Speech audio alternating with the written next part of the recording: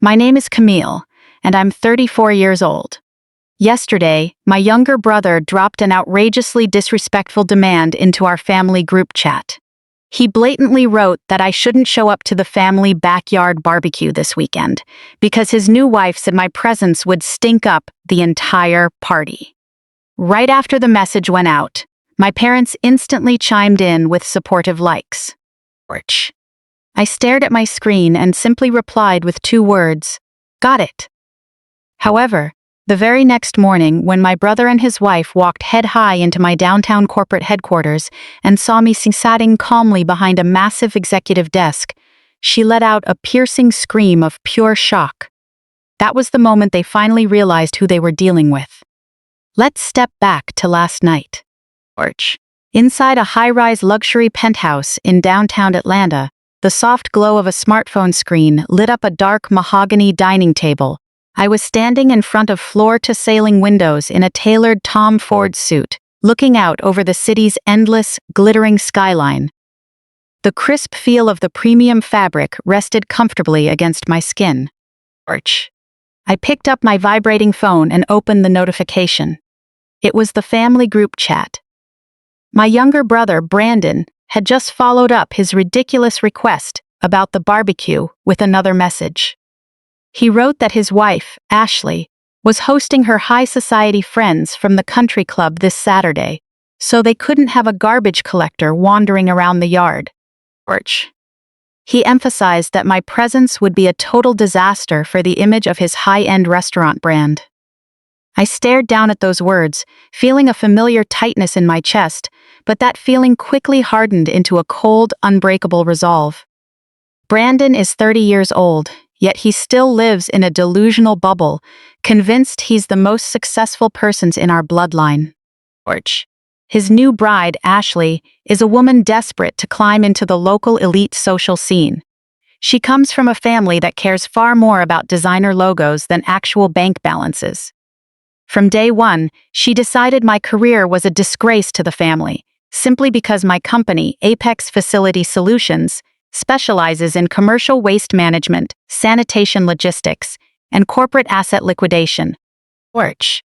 Ashley naively assumed my daily job involved hanging off the back of a smelly garbage truck, picking up trash along city streets. My family never bothered to understand the actual details of my business either. As soon as they heard the word waste, their brains tuned out, eager to shift the conversation back to Brandon and his 2 trendy, overpriced restaurant chains. Another message popped up on the screen, this time from my mother, Linda. She wrote that Ashley comes from a very refined background and begged me to understand her situation.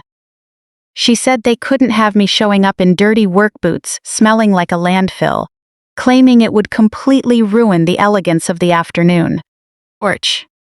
She added that my father, Thomas, agreed it was best for me to sit this one out, promising they'd pack me some leftover ribs in a Tupperware container after the party was over. I read my mother's message twice. Between the lines, there was no criticism of her daughter-in-law's disrespect, nor any scolding for her son's cruel words, only the endless favoritism I had witnessed my entire life.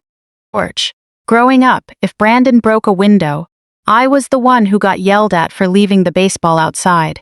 If Brandon failed a test, the whole house went into dead silence. But when I graduated with top honors from a prestigious university, they barely offered a word of praise. All their energy was spent protecting Brandon's fragile ego and Ashley's vain pride. They always treated me as the family scapegoat, the quiet, blue-collar older sister who was a stain on their perfect suburban middle-class picture. I set my phone back on the table. I didn't type out a long, emotional essay calling them out for their hurtfulness. I didn't remind them that I was actually the sole owner of the logistics empire they were laughing at. I simply picked up the phone, opened the keyboard, and typed out that single word confirming I understood. After hitting send, I tossed the phone onto the leather couch. The days of arguing with them were officially over. If they wanted to judge me based on the reality constructed in their minds, I would let them live in it, right up until that illusion came crashing down on them. Orch. I walked over to the kitchen counter, poured myself a glass of sparkling water, and opened my laptop. The sleek silver machine hummed softly as my highly encrypted personal banking portal popped up on the screen. For the past 4 years, I had maintained a strictly confidential financial arrangement. Orch.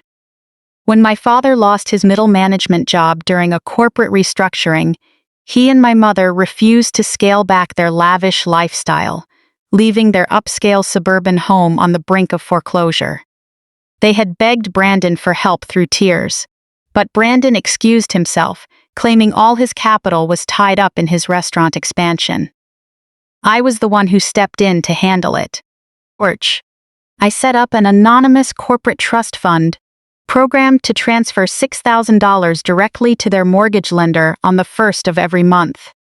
My parents always believed this money came from a mysterious, generous investor assistance program that my father somehow lucked into applying for.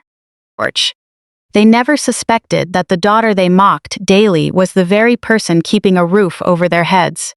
In their eyes, my job barely paid minimum wage. I routinely navigated to the recurring transfers tab on my banking dashboard. Orch. The screen displayed the upcoming payments scheduled for next month, the exact funds that allowed my parents to keep hosting lavish country club barbecues in a backyard they didn't actually own. I stared at the screen, letting the weight of my decision settle on my shoulders. Orch.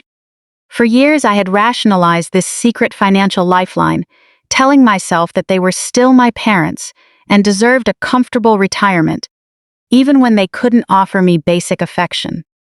I had convinced myself that maintaining their dignity was my duty. I moved my cursor over the active status button. Orch. My whole life, I had tried to earn their respect through quiet generosity and hard work. I had built a conglomerate with hundreds of employees, securing tens of millions in municipal contracts and living in complete financial freedom. Yet in their eyes, I was still the unrefined older sister who had to be hidden when fancy guests came to visit.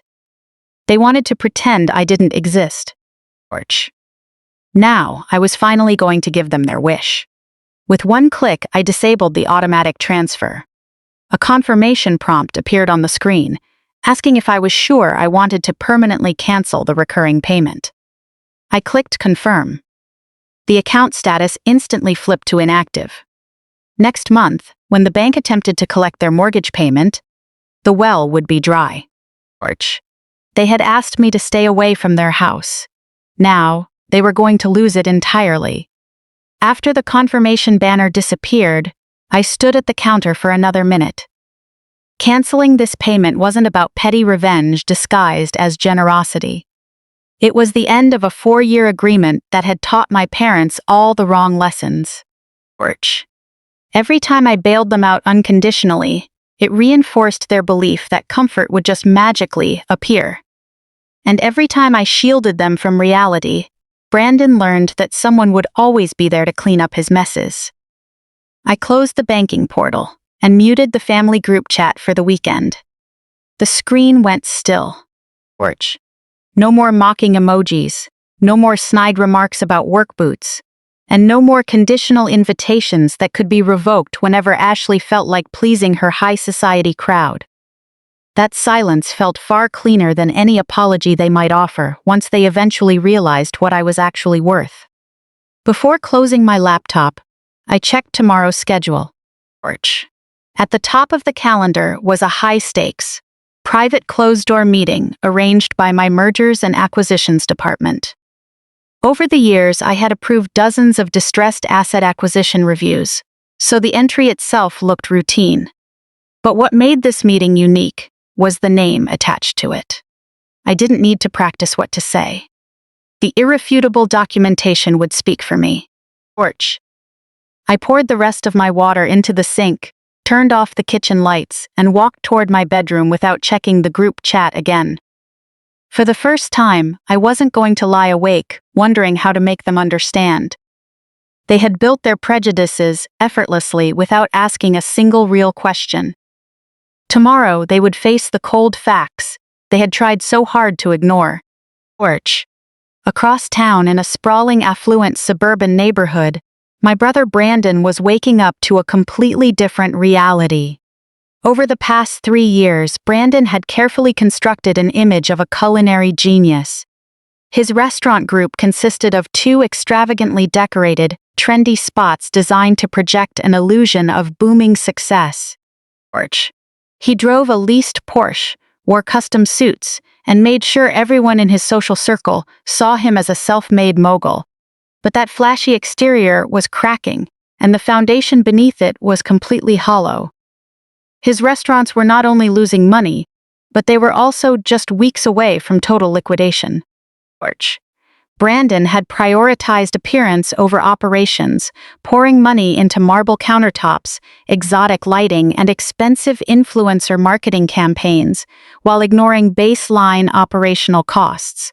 When his initial capital ran dry, he confidently turned to high-interest commercial loans, convinced his next big marketing idea would generate enough profit to cover the deficit.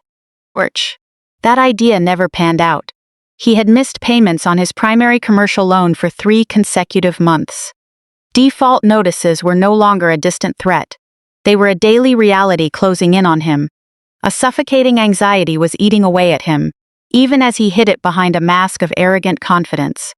His new wife, Ashley, had no idea how dire their financial situation really was. Porch.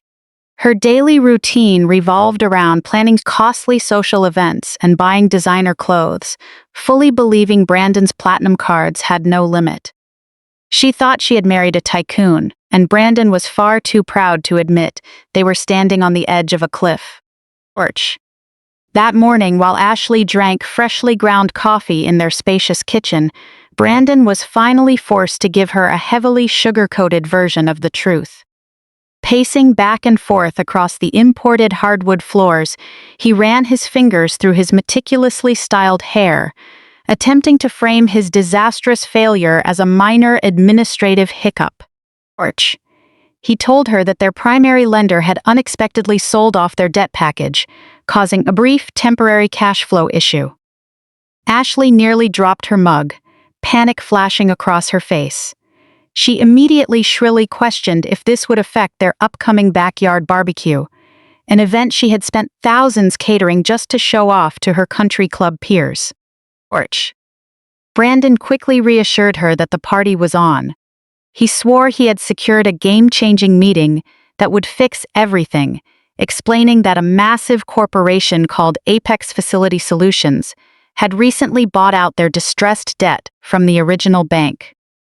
Driven by his lifelong delusion that charm could talk him out of any mistake, Brandon pitched this to Ashley as a golden opportunity. Porch.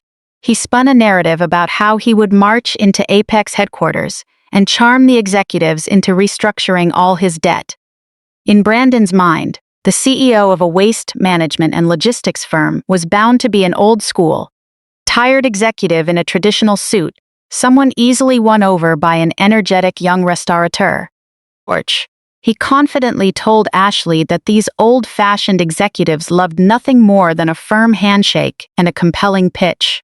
He guaranteed that by lunchtime, he'd have the brass at Apex wrapping around his finger. Ashley's panic quickly melted away, replaced by her usual sense of entitlement. Porch.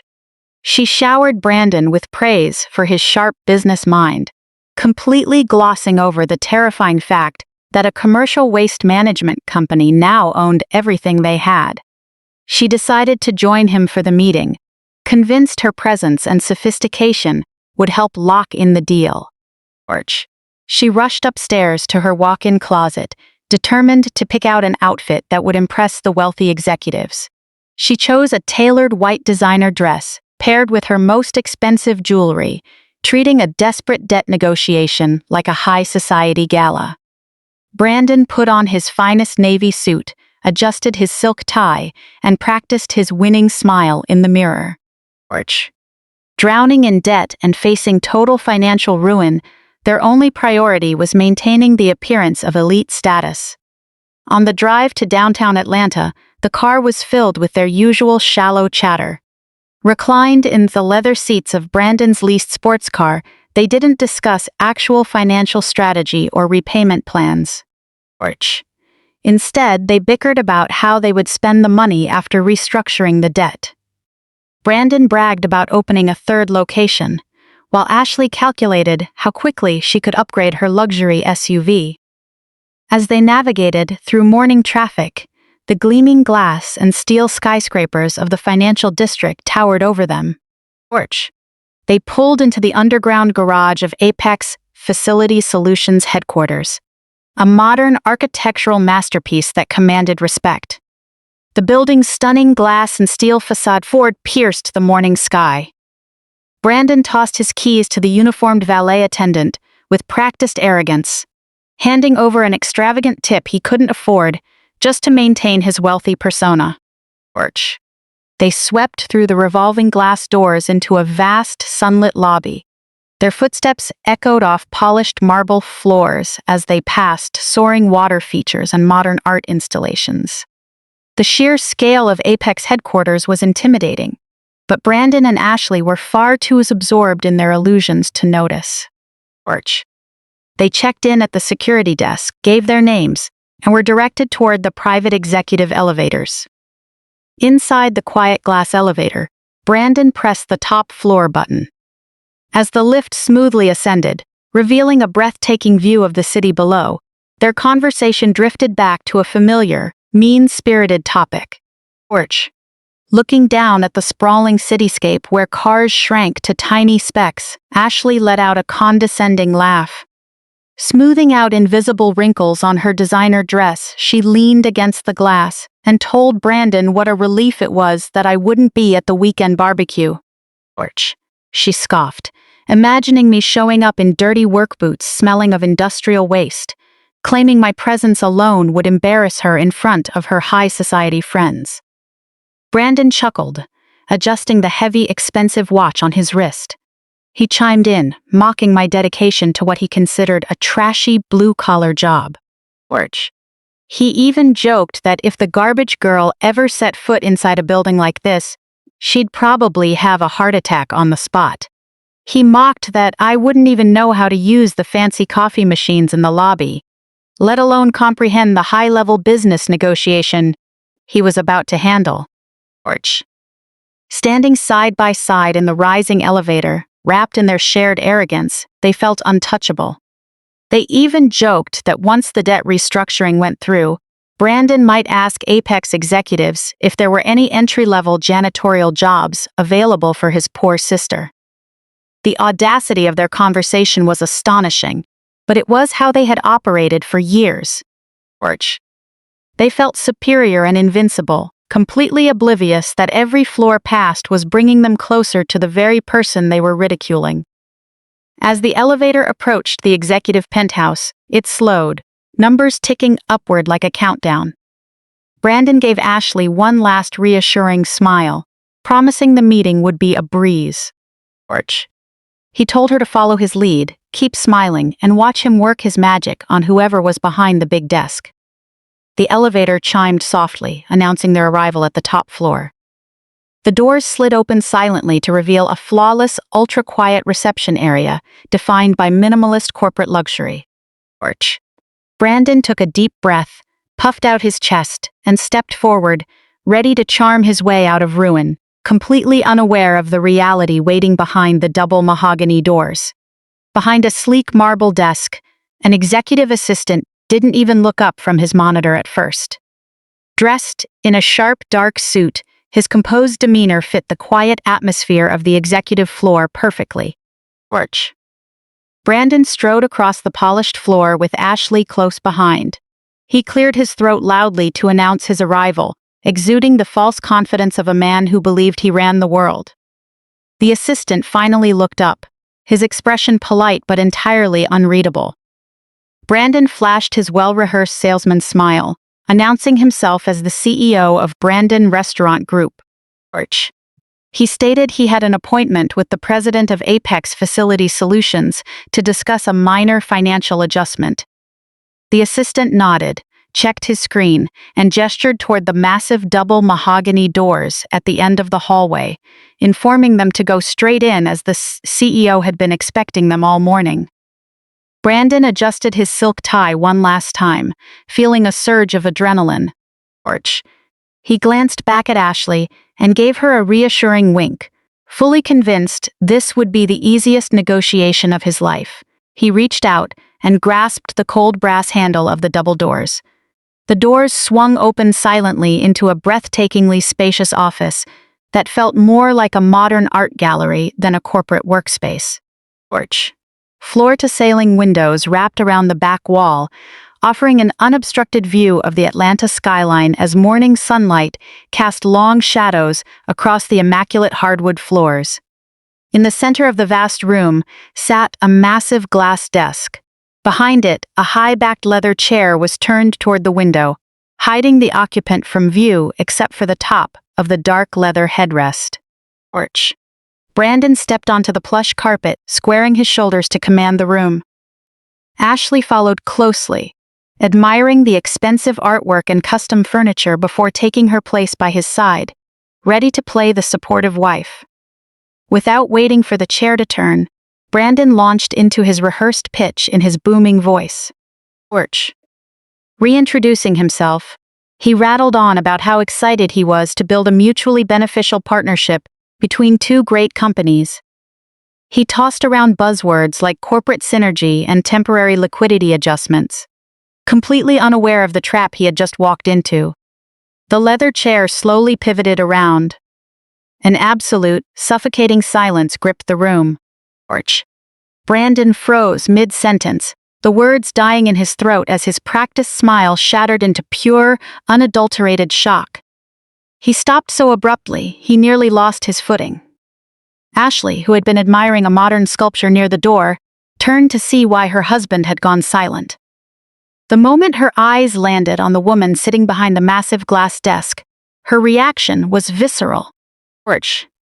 Ashley let out a sharp, piercing shriek of terror that echoed off the glass walls. Her expensive designer purse slipped from her limp fingers and hit the hardwood floor with a heavy thud, scattering lipsticks and credit cards everywhere. Her eyes went wide, darting frantically around the room as if searching for an escape route or some logical explanation for what she was seeing. Stumbling backward, she clamped a hand over her mouth, her chest heaving with panic. Brandon stood completely paralyzed, the color draining from his face until his skin turned a sickly pale gray. His mouth worked silently like a fish out of water. His eyes darted frantically between the woman behind the desk, the sweeping views of the city, and the desk itself. The arrogant swagger that carried him up the glass elevator vanished, replaced by a deep primal panic that radiated through his shaking hands. He was staring directly at the sister he had mercilessly mocked for years. He was staring at the sister he assumed spent her days hauling trash and sweeping floors.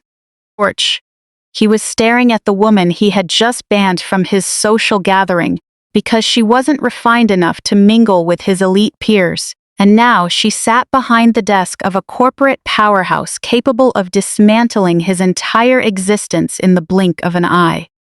The cognitive dissonance short-circuited his brain. He couldn't process that the family scapegoat was the titan he was forced to beg for mercy. "Camille."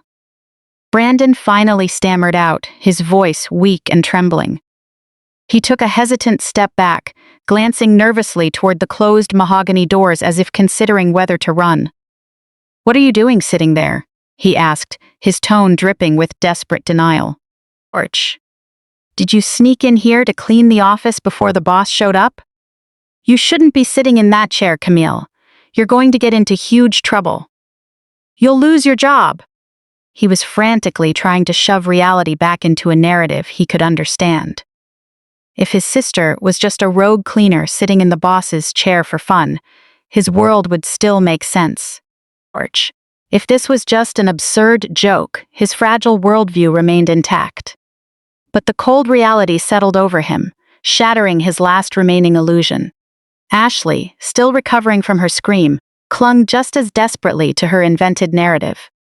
Snatching up her purse, she clutched it to her chest like a shield. Orch. She stared at Camille with a mix of disgust and confusion, unable to process how the woman she wrote off as a trash collector looked so commanding, powerful, and flawless in a tailored suit. I didn't smile. I didn't offer a single pleasantry. I remained completely still, my hands folded neatly on the desk, letting the silence stretch until it felt heavy and suffocating. Orch. I wanted them to feel the full weight of their vulnerability. When I finally moved, every motion was calculated and deliberate. I reached out and lifted a thick, crimson, leather-bound portfolio from the corner of my desk. The file contained every desperate email, bounced check, falsified document, and late payment Brandon had logged while trying to salvage his failing empire. Orch. I held up the heavy folder so they could clearly see the bright red D stamp on the cover, then let it drop onto the glass desktop with a sharp slap. The sound cracked through the quiet room like a whip, making Ashley flinch violently while Brandon practically jumped out of his skin. Orch. Leaning forward slightly, I locked my gaze onto my brother's pale face, speaking with a calm, chilling authority that left zero room for misunderstanding. I am the owner of Apex, Brandon. My voice echoed clearly across the room, hitting him with absolute finality. Which means as of 8 o'clock this morning, I own your defaulted $3 million commercial debt. Orch. I own the notes on your restaurants, your equipment, and every single asset tied to your business. I paused, letting the reality sink in as the last flicker of hope died in his eyes. I pointed to the two formal chairs in front of my desk. Sit down. Brandon collapsed into the chair opposite me, his knees completely giving out. Orch. Ashley sank into the seat beside him, rigid and still clutching her purse like a life raft. A long, agonizing minute of silence hung in the air. I simply watched them, my face unreadable. Slowly, the initial paralysis began to wear off, and Brandon's deep-rooted entitlement started to override his panic. Orch. Shifting uncomfortably in his seat, he cleared his throat nervously and forced a strained fake smile. Leaning forward, he tried to tap into the charm that had let him slide through life without consequences. Wiping a drop of cold sweat from his forehead, he attempted to frame the situation as an elaborate prank to show off my corporate power. Orch. He let out a nervous laugh, shaking his head as if I had just played a harmless joke. He remarked on how impressive it was that I had reached executive level, claiming I didn't need to buy his debt just to get his attention. He actually assumed I bought the portfolio to rescue him.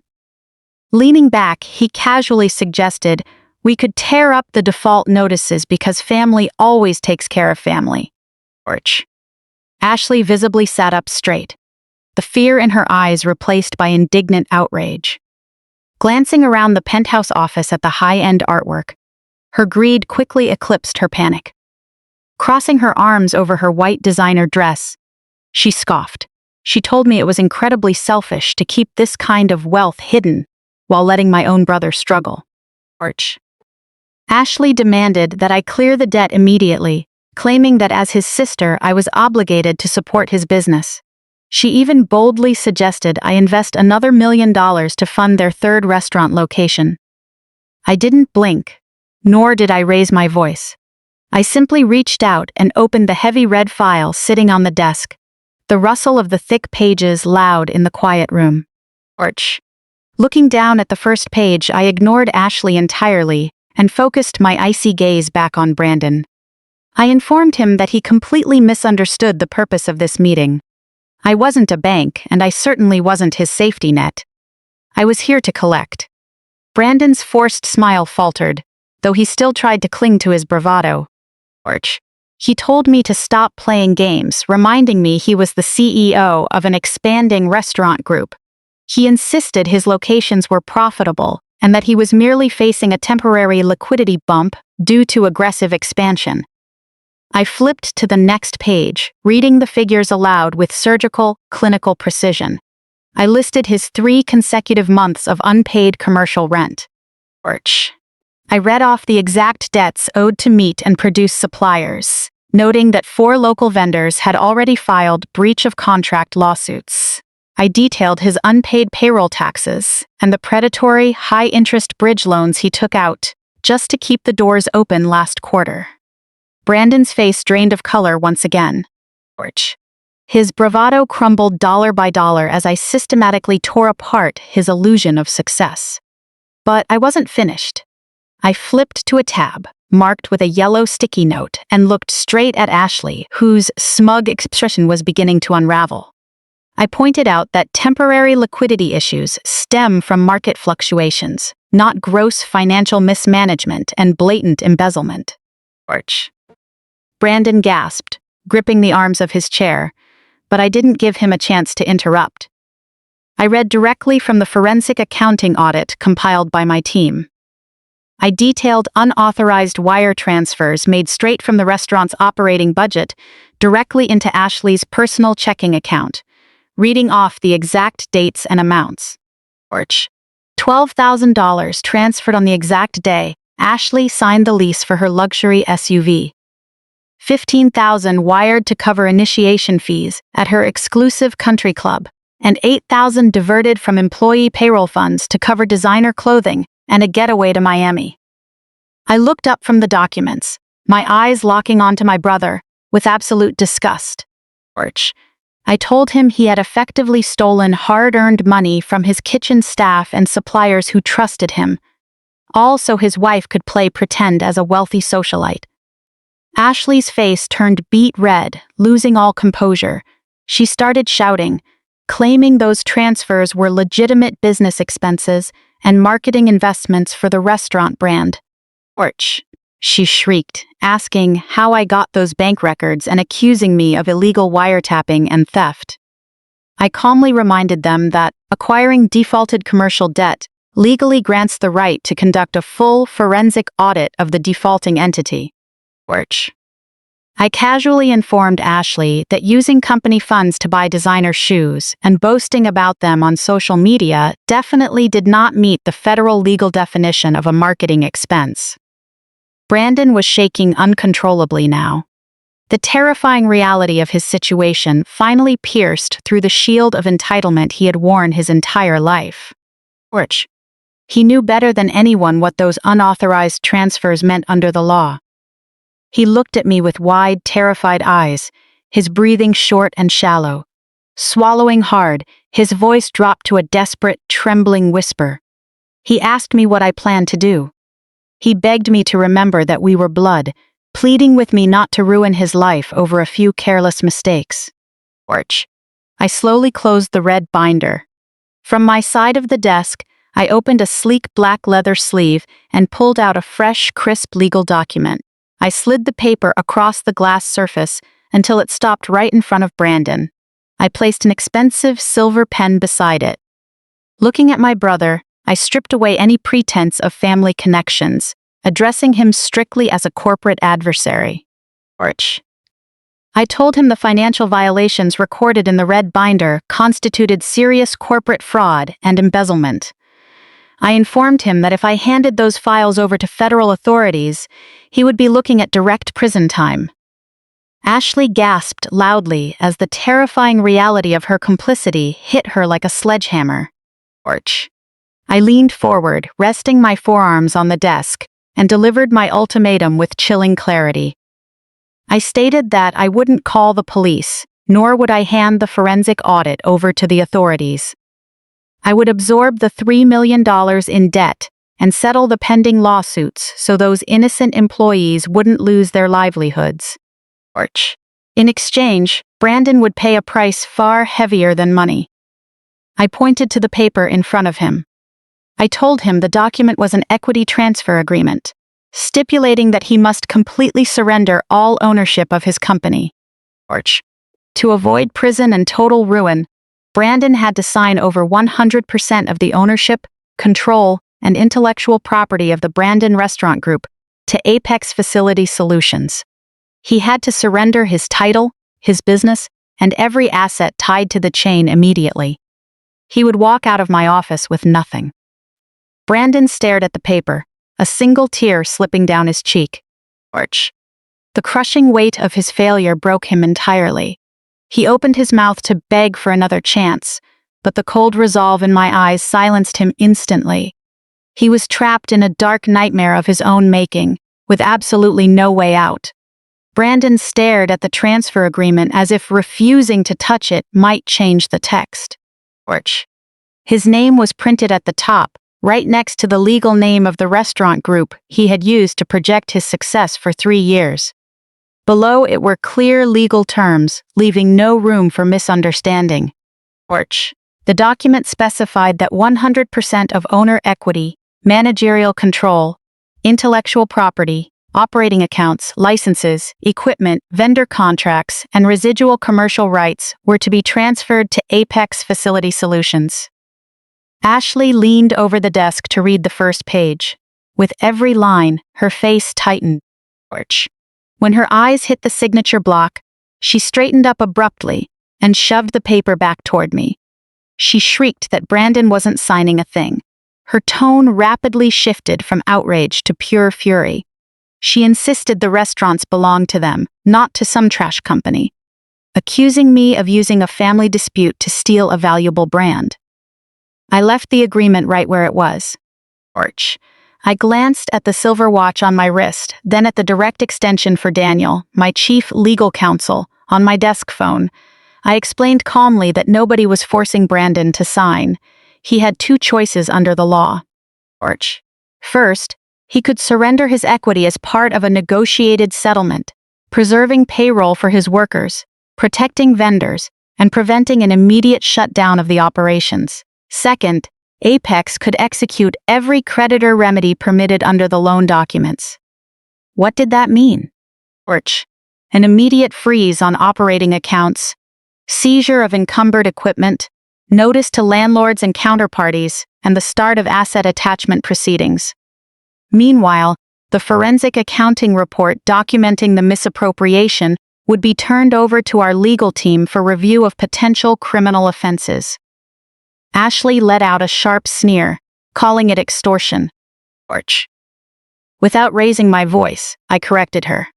A creditor offering a settlement is not extortion. Brandon defaulted on $3 million in commercial debt, and the audit revealed transfers that couldn't be explained as legitimate operating expenses. Apex was simply offering him an exit route to step away from a mess he had driven into the ground. That option existed because I was willing to protect innocent workers from the fallout. It did not exist because Brandon deserved another rescue. Brandon's eyes darted between the agreement and the red forensic binder. The small amount of bravado he had regained minutes ago vanished completely. His voice trembled as he asked what would happen if he just walked out right now. I answered with clinical calm. Apex would issue formal notices of default before the end of the business day. Restaurant accounts would be placed under creditor control as permitted under applicable agreements. My legal team would secure all forensic records. Any attempt to transfer, sell, or destroy company assets following notice would create an entirely new federal criminal issue for him. Ashley turned to glare at Brandon, warning him not to act weak. She reminded him the restaurants carried his name, saying that signing would make him look like a complete failure to everyone they knew. She hysterically insisted their parents would never allow me to take the business, claiming Thomas and Linda would demand I tear up the papers the moment they heard what happened. Then she glared across the desk at me, adding that I was clearly doing all this out of bitter revenge, just because I wasn't invited to a barbecue. I reached directly for the phone on my desk. That simple movement moved Brandon faster than any verbal threat. He lunged forward, grabbing the silver pen before my hand touched the receiver. Ashley grabbed his sleeve, ordering him to stop. Brandon yanked his arm away, his breathing shallow and uneven. He asked one last time if signing guaranteed the forensic records wouldn't be proactively turned over to investigators today. I stated clearly what the agreement provided. Apex would assume control and stabilize the business. Existing evidence would be preserved as required by law, but I would not pursue criminal complaints regarding internal discrepancies this morning. I also warned him that this settlement only protected him from immediate corporate liquidation. It gave him no right to touch assets once they belonged to Apex, nor did it erase any personal misconduct he might commit in the future. For the first time since entering the office, Brandon looked at Ashley. He seemed to finally understand that her anger couldn't save him. He brought the pen down to the signature line. His hand shook so violently that the first stroke of his name was barely legible. He paused, swallowed hard, and initialed where required. Page after page moved under his trembling hand. Management consents, equity transfers, intellectual property assignments, account control authorizations, and his resignation as managing director. By the last page, cold sweat soaked the collar of his expensive shirt. At my summons, Daniel walked into the office to witness the execution. He verified each required signature, completed the notarization, and placed the executed set into a separate black folder. Daniel explained in standard legal terms that the transfer took effect immediately upon acceptance by Apex. Brandon was no longer an owner of the Brandon Restaurant Group. He had no authority to sell property, encumber assets, bind accounts, or represent himself as a corporate officer. That cold legal declaration hit Ashley harder than the threat of a criminal investigation. She stood up so fast, her chair scraped loudly against the floor. She shrieked, asking how they were supposed to explain this to their friends, what would happen to their club memberships, their luxury cars, and the Miami trip she had planned for months. Brandon didn't answer. He stared at his signature as if he had just sold his soul. Then, that old, deep-rooted family pattern surfaced in his expression. His panic hardened into resentment. Grit landlord teeth. He muttered that their parents would fix this. He said Thomas would call me to remind me that family comes first, and Linda would explain that, as the older sister, I had an obligation to support my brother. He spoke with a fragile confidence, the kind held by someone who had never tested whether his parents' authority extended beyond their own living room. I closed the black folder and handed it to Daniel. I told Brandon he could talk to whoever he wanted. No matter who yelled at me, this contract was legally binding forever. Ashley snatched her purse off the floor. At the door, she turned back, her humiliation twisting into venom. She looked me up and down, spitting out that owning a fancy office didn't change what I really was. She sneered that I was still just a miserable, lonely trash collector. I ignored her insult. I looked at the signed agreement in Daniel's hands, then at the two figures retreating through the double doors. For the first time in Brandon's adult life, his parents weren't in the room to shield him from consequences. Whatever drama they planned for tomorrow, it wouldn't change the fact that he had signed away his business today.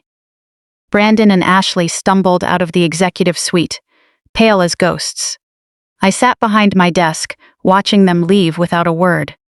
I listened to the heavy mahogany doors click shut, sealing their fate. The rest of the afternoon passed in a quiet, efficient rhythm.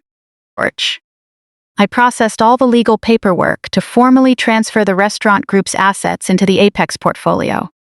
I signed the documents authorizing legal counsel to settle with vendors and ensuring the kitchen staff received their back pay on time.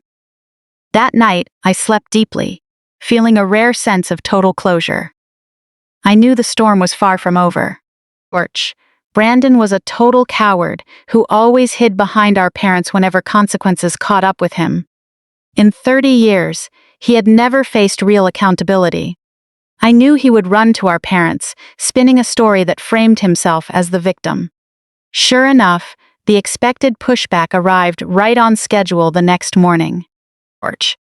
At 10 o'clock sharp, the quiet atmosphere of the penthouse was shattered. The private elevator chimed, followed by the sound of an angry argument echoing down the hallway. I didn't even need to look at the security monitor to know who was out there.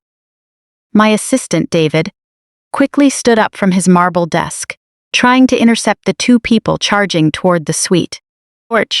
But but Thomas and Linda brushed him aside, completely ignoring him with the blind entitlement that rules didn't apply to them. They shoved the double doors open so hard, the heavy wood slammed into the wall, vibrating my glass desk. Thomas marched into the center of the office, his face red with rage. Wearing a golf polo and khakis, he looked entirely out of place in this modern, sharp corporate setting. He didn't pause to admire the view of the Atlanta skyline. He didn't ask how his daughter had built an empire without family support. He didn't show a single shred of pride in her financial achievements.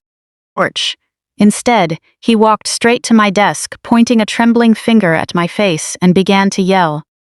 He accused me of being a malicious, small-minded woman trying to ruin her brother's life out of sheer jealousy. He shouted that my corporate takeover was nothing more than a pathetic display of envy over a silly barbecue invitation.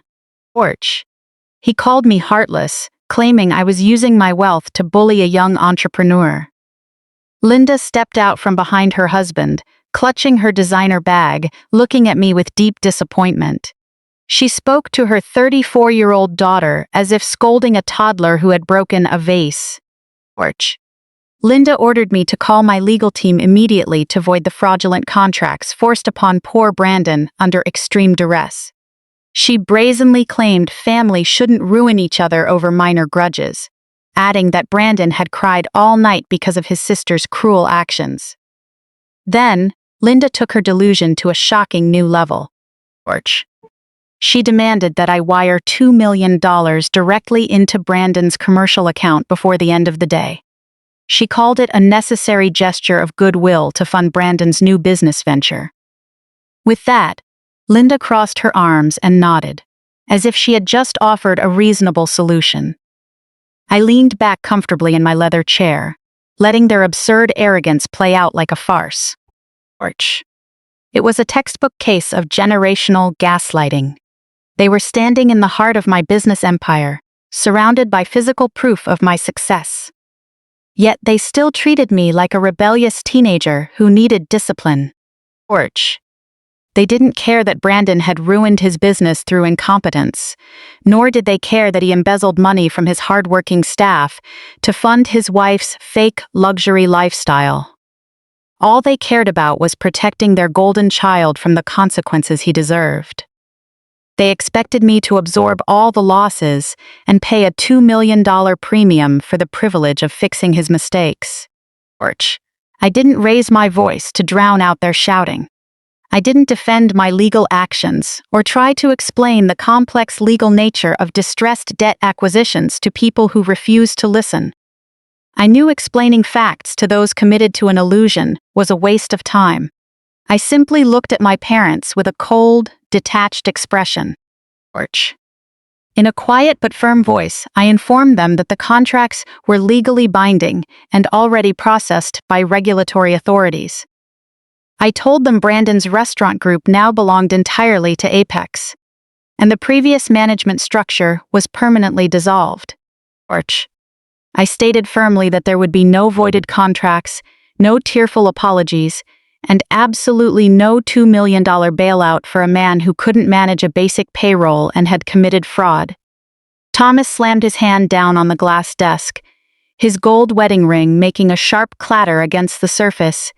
He angrily asked how I could be so cold and inhumane to my own blood. He insisted Brandon was a brilliant businessman who just needed financial breathing room and a supportive family to bring the restaurants back to life.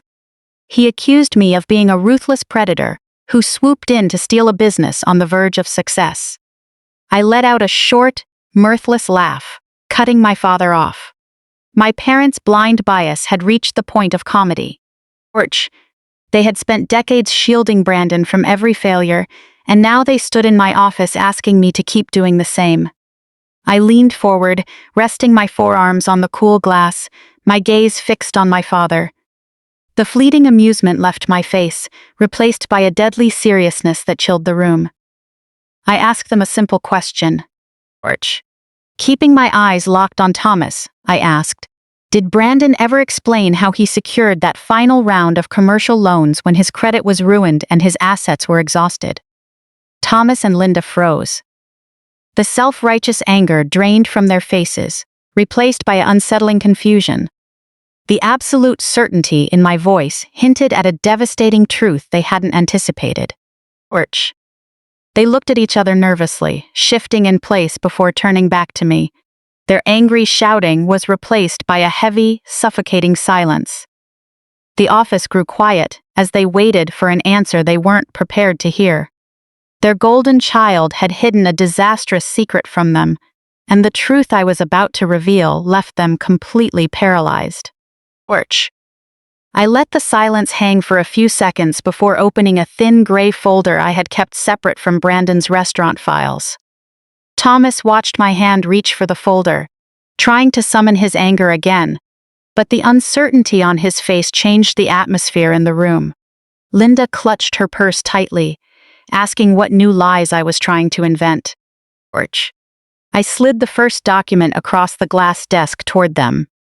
It was a copy of a UCC financing statement attached to Brandon's final emergency loan package, complete with the lender's collateral schedule and supporting documentation submitted with the application. I told my father to read the property description before looking at anything else. Thomas leaned down to read the page. Orch. The moment he recognized the address, his expression changed completely.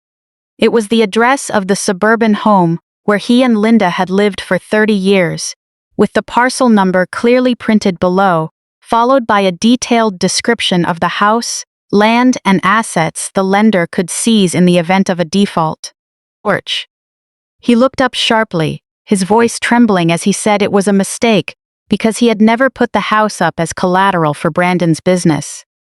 I pointed to the signature line at the bottom. Thomas's name was signed clearly in dark ink. At first, he stared at the signature with a natural familiarity, but his brow soon furrowed as he looked closer. Orch. His real signature had a sharp downward stroke on the final letter and a distinct break between his first and last name. The signature on the loan document lacked both features. It was close enough to fool a careless loan officer, but not the man whose name it was. I told him this document was just one of many my team uncovered in the distressed loan files. Orch. When Brandon's credit collapsed and his restaurant equipment couldn't secure the loan amount he wanted, he desperately needed extra collateral. Instead of confessing to his parents, he forged the documents, mortgaging their retirement home. The lender relied on those forged papers to release the final funds that kept his failing business afloat. Orch. Before I could finish, Linda shook her head frantically, claiming Brandon would never do such a thing. She hysterically insisted that Brandon loved his parents and knew how hard they worked to buy that home. Orch. I opened the supporting file, placing 3 more pages beside the first. Electronic submission logs, an email from Brandon sending the collateral documents, and the lender's confirmation linking the property to the defaulted loan. Without waiting for an invitation, Thomas collapsed heavily into a chair, his face pale as paper. In a hoarse voice, he asked how much risk the house was facing. Orch. I explained calmly that when Apex bought the distressed asset package, the loan was already in default. Therefore, the mortgage claim on the property had transferred to me along with the debt. My legal department was reviewing the enforcement records, but one fact remained undisputed. Orch. In the story Brandon told the lender, he had deliberately put his parents' home on the line behind their backs to cover his failed business. For the first time that morning, neither of them had a response or an accusation left to throw at me. I continued, explaining there was one last fact they needed to understand. Orch. The $6,000 monthly mortgage payments that had kept them from being evicted by the bank for 4 years had permanently stopped. I didn't tell them yet that I was the one who had been paying their mortgage. That revelation wasn't necessary to prove Brandon's betrayal. Orch. What mattered was that the safe haven they viewed as permanent was now collapsing from 2 directions. Their son had used it to secure a loan he couldn't repay, while their mortgage depended on assistance they had never bothered to understand. Thomas asked weakly if Apex could simply cancel the mortgage claim. The question was asked so humbly, a stark contrast to his earlier shouting. I replied that problems don't vanish just because they're uncomfortable to face. If Apex waived its legal rights, while Brandon remained insolvent, the default remained, and other creditors could pursue the money using any remedies allowed by the documents. Buying the asset package didn't create his actions out of thin air. It simply placed the documentation in front of someone who actually read it. Tears welled in Linda's eyes, but her grief quickly searched for a target. She asked why I hadn't warned them sooner. I reminded her bluntly that until yesterday, my parents didn't even know what Apex Facility Solutions was, because they had dismissed every attempt I made to talk about my work for years. They knew the menu items at Brandon's restaurants, the color of Ashley's new car, and the guest list for the barbecue. But they had never once asked their daughter what she did for a living. Thomas pressed his hands firmly against his knees. For a fleeting moment, shame seemed to overpower his anger. He admitted the signature didn't look like his. Asking if it was possible, Brandon assumed he had implied permission. I shattered his illusion. Permission isn't something a son can fabricate after the fact. If Thomas hadn't explicitly authorized the mortgage, Brandon's actions went far beyond poor business judgment, crossing straight into serious criminal territory. Linda immediately rejected the conclusion, insisting there had to be another explanation. She asked if an assistant filled out the wrong form, if the lender copied the wrong signature, or if my acquisition team mixed up files from different accounts. Each theory was more desperate and absurd than the last. I didn't argue. I gathered the pages into a neat stack and pushed the copies toward them. I told them to take the documents home and ask Brandon one direct question: whether he had submitted their property as collateral knowing his parents hadn't consented. I warned them not to let him deflect with talk of jealousy, the barbecue, or sibling rivalry. The address, submission records, and transmission logs were cold, hard facts. Thomas slowly stood up, gripping the copies in one hand. His earlier arrogance was completely gone. He said they were going to confront Brandon immediately, while Linda repeated that her son would have an explanation, though her voice lacked conviction. At the door, Thomas turned back, looking at me with a complex expression, asking if I intended to seize their house. I looked at him coldly, telling him that what happened next depended largely on whether anyone in the family was finally ready to face the truth. I had spent years shielding them from consequences, and I wouldn't make any promises until they decided if honesty mattered more than protecting Brandon. Thomas and Linda left with the documents that could shatter their reality. I watched the heavy wooden doors close, knowing the evidence was powerful enough to terrify them.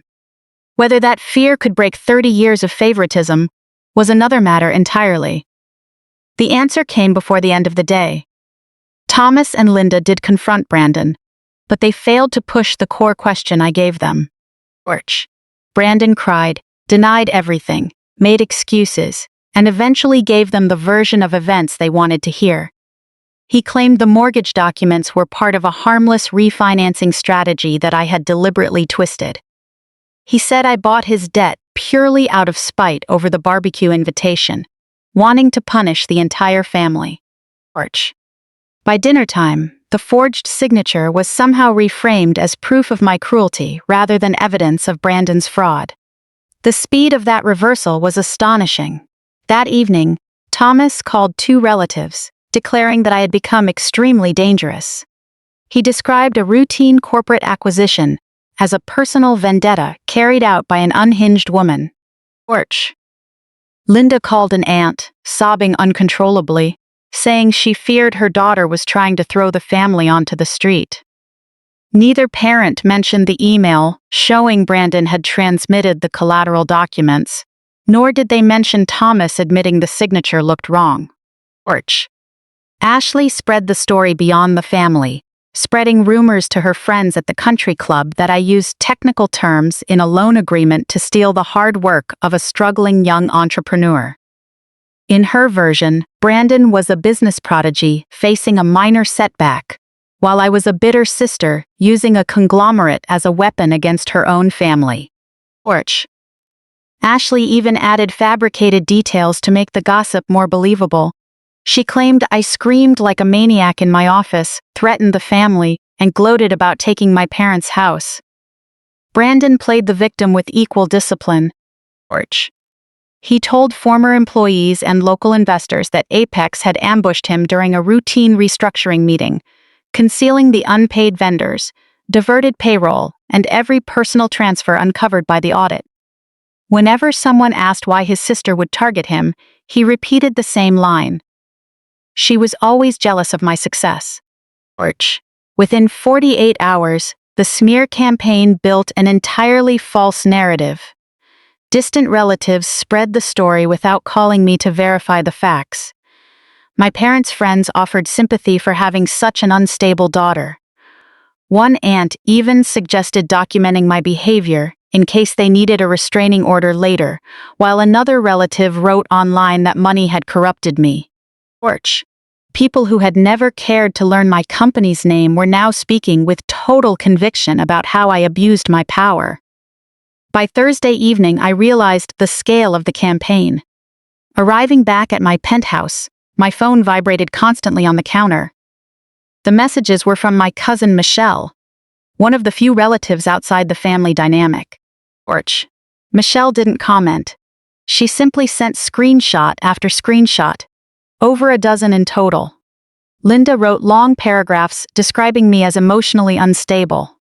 Thomas told relatives I was threatening to throw our elderly parents onto the street. Ashley called me a bitter, lonely woman who couldn't stand Brandon's happiness. Torch. Brandon posted a carefully worded statement about rebuilding after betrayal by someone close, while his friends praised his resilience in the comments. One screenshot stood out. It showed several relatives sympathizing with Linda, who claimed I needed professional psychological intervention before causing financial harm to the family. Torch. That accusation went beyond a simple insult. It was a calculated strategy to create social immunity against any evidence I might present. If I showed documents, I was paranoid. If I defended myself, I was unstable. If I stayed silent, they took it as guilt. I sat on the edge of the couch, letting the sadness wash over me. Torch. These were the relatives I had quietly helped for years, offering financial support during emergencies without taking credit. I remembered birthdays, attended graduations, and swallowed snide comments directed at me. Part of me had naively believed facts would eventually matter more than the roles assigned to us in childhood. Those screenshots shattered that illusion completely. Torch. I thanked Michelle and saved every image into a secure, encrypted folder. I didn't call my mother, post the forged documents online, or ask Apex PR to issue a statement. Fighting these lies publicly would drag my company into family drama and give Brandon the audience he needed to keep playing the victim. Torch. Instead, I instructed my legal and technical teams to keep all records related to the acquired restaurant group sealed. I didn't tell them to manufacture a case or trap Brandon. I simply asked them to protect the assets and log every system access attempt. Brandon still held old system credentials, vendor contacts, and years of operational knowledge. Torch.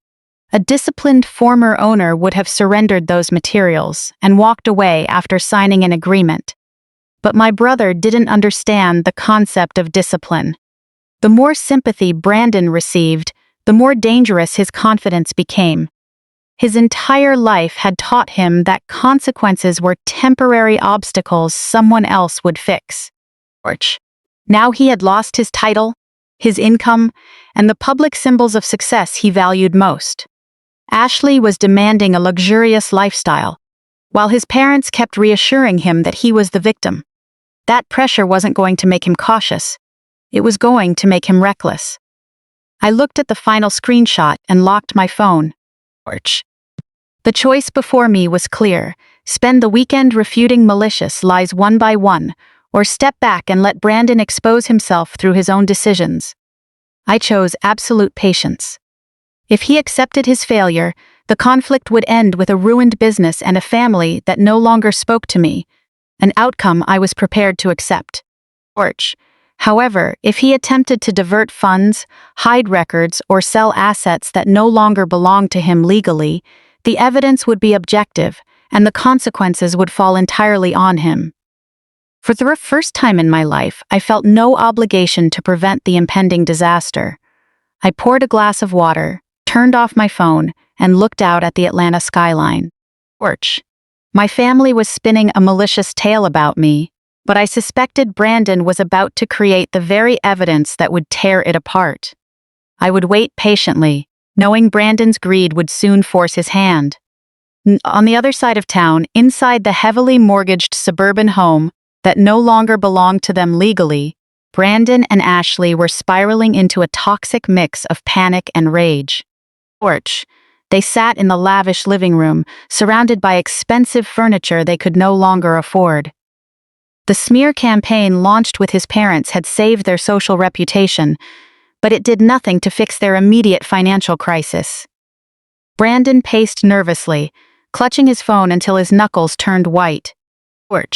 He refused to accept that he had been outmaneuvered in a corporate boardroom by his sister. He repeated to Ashley that there had to be a legal loophole or clever way to break free from Camille's control. Unable to stomach walking away with nothing after years of running the restaurants. He stubbornly felt entitled to a massive payout, regardless of the damage he had caused. Ashley slumped on the velvet sofa, mindlessly scrolling through luxury real estate listings in South Florida. She bitterly complained about how humiliating the situation was, telling Brandon she refused to be seen as a casualty of a jealous sister.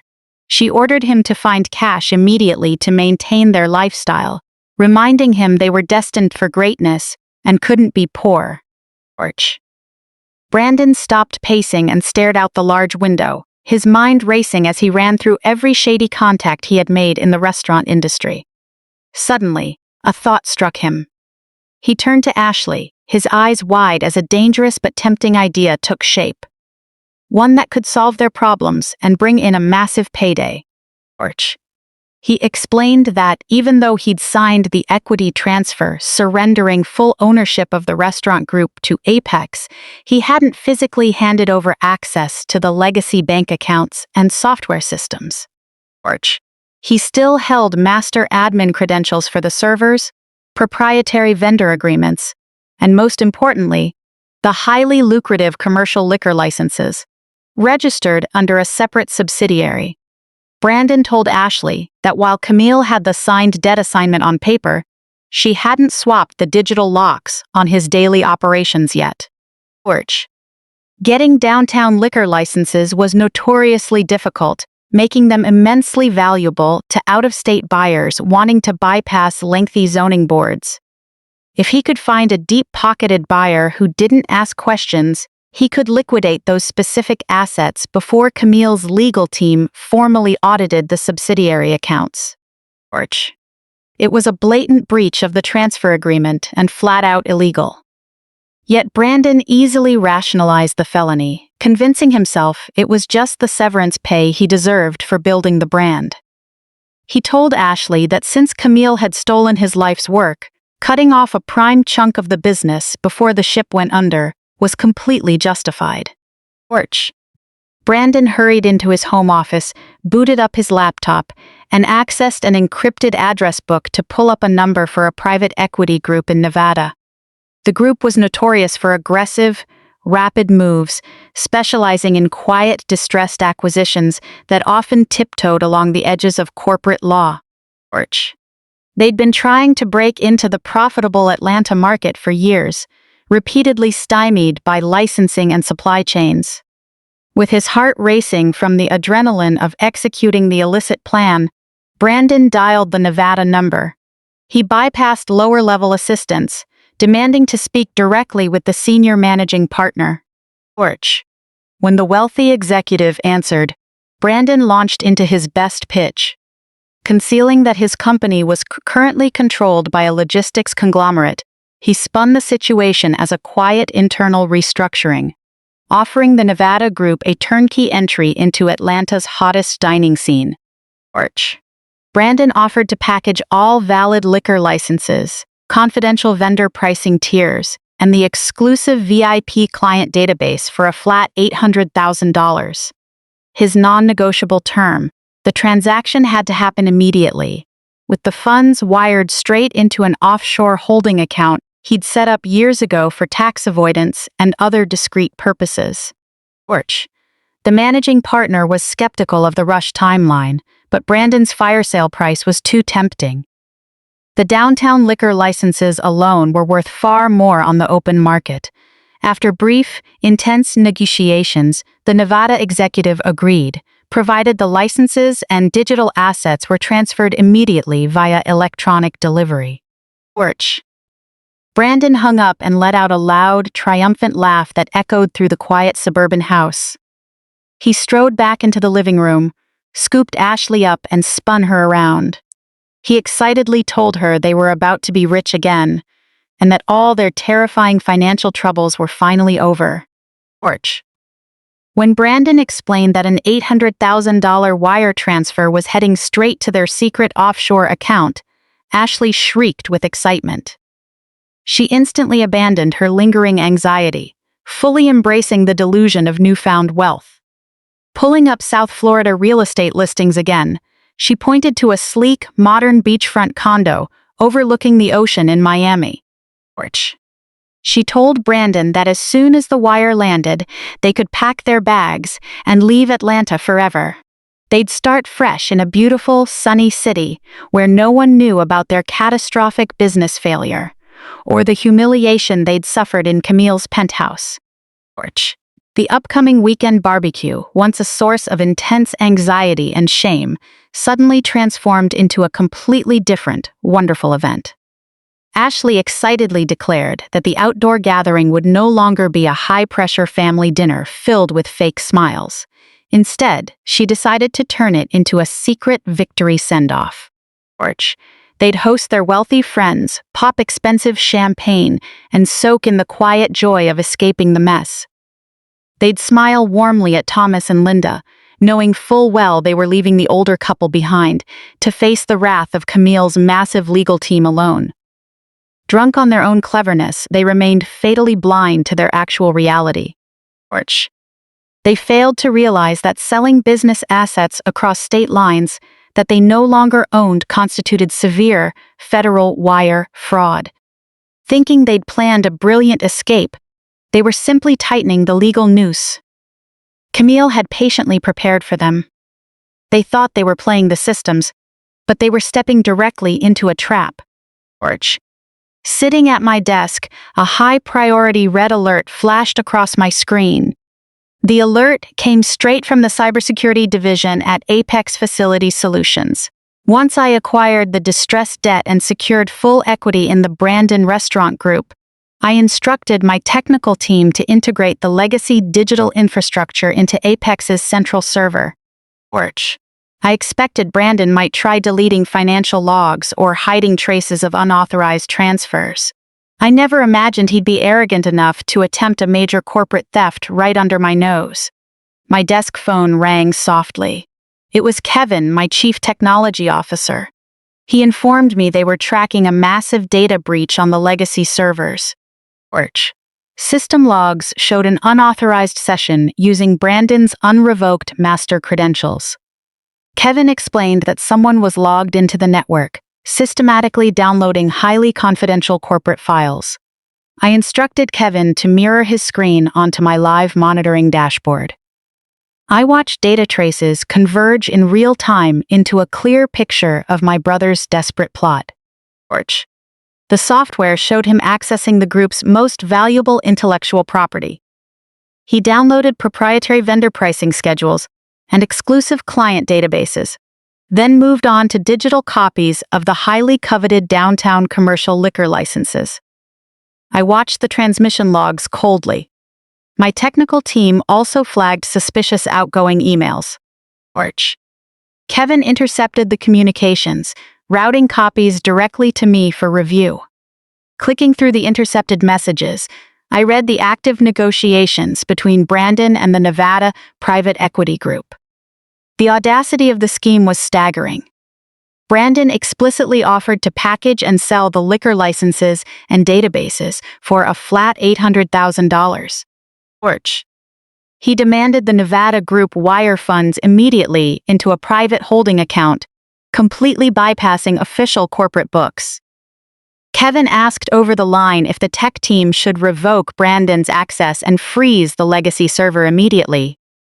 He noted that with a single keystroke, they could lock him out and prevent the digital assets from reaching the buyer. Orch. My finger hovered over the trackpad as I weighed my options.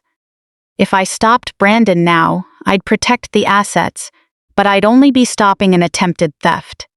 My parents would inevitably twist the narrative, claiming Brandon was merely confused about offboarding paperwork and that I was playing the cold corporate tyrant. Orch. A minor civil dispute over server access wouldn't pierce the impenetrable wall of delusion my family had built.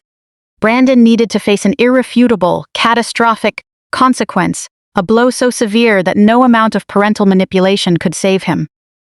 I ordered Kevin to keep the server open. Orch. I told him to quietly monitor every keystroke and log every packet Brandon transmitted, but to do nothing to impede his progress. Kevin hesitated for a fraction of a second, surprised by the unusual directive, before quickly confirming the order. Hanging up, I took a deep breath to settle my nerves. I was no longer dealing with a spoiled younger brother throwing a tantrum. Orch.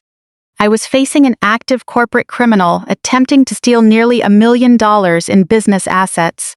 I dialed Daniel, my chief legal counsel, a seasoned veteran skilled in handling complex corporate acquisitions. Orch. I told him I needed an emergency meeting in the main boardroom immediately and asked him to bring our special consultant, Beatrice, a former federal financial investigator specializing in interstate fund tracking. Within 15 minutes, I walked into the spacious glass boardroom on the executive floor. Orch. Daniel was already setting up his laptop, seated beside Beatrice, who possessed sharp, hawkish eyes.